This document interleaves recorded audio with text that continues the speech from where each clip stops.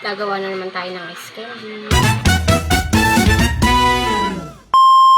Ngayong umaga nga mga kananay, sobrang nga po akong natuwa dahil nga po naubos ang aking panindang ice candy. 80 pieces po iyon. Dito nga po pala ako bumibili ng mga gatas at mga groceries sa kanto namin. Hindi ko na kailangan lumayo dahil malapit lang po ang bilihan namin. Na plastic. So, 1 and 3/4 lang tayo.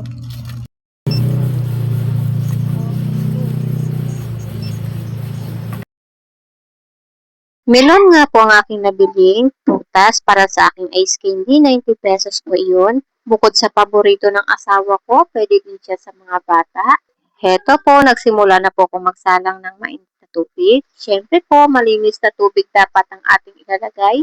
For safety first nga dahil ang karamihan kong mamimili ay mga bata. At habang ako'y nagluluto, naglalaro naman sila.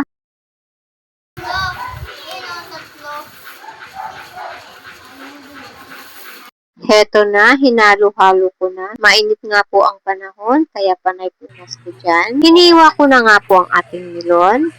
At ayan po, ang ganda-ganda po ng kulay niya. Napakasarap no.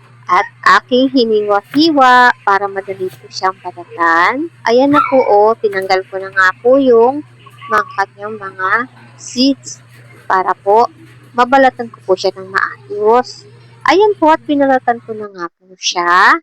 Ayan po, mahirap po siyang balatan kasi po malaki po siya. Dapat mag-ingat po tayo sa ating pagbabalat.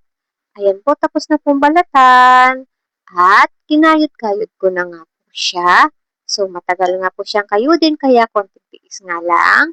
Dapat pagsumikapan po talaga yung ating paggawa ng ice candy. Kasi hindi po siya madali. Mahirap po talagang gumawa ng ice candy. Inabot po ako ng 3 oras. Tiyagaan nga lang po sa paggawa ng ice candy para may kita ka. Kaya nilagay ko po siya ng mga gatas. Nilipat ko nga po sa malaking lagayan ng aking nagawang ice candy para madali po siyang halu-haluin. At ayan na po, ilagay na po natin sa plastic ang ating ice candy. Matagal po talagang gumawa ng ice candy.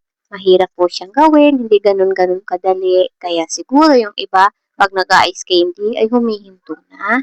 Pero ako talaga, kailangan kong tiyagain dahil ito lang talaga yung pinagkakakitaan ko. Pero ngayon naman po, marami na pong bumibili sa akin. Alam na ng mga kapitbahay ko na may ice candy ako. So, kailangan talaga magtiyaga para may kita po tayo mga kananay. Unti-unti, makikilala ka din, di ba? Kaya dapat huwag nating tipirin ang ating mga ingredients para balik-balikan tayo ng mga bata o ng mga tao, di ba? Eto na nga po at malapit na po akong matapos. At heto nakagawa ako ng 110 pieces na ice candy. Pwede na sa tulad kong nanay na nasa bahay lang. Maraming salamat po sa panunood.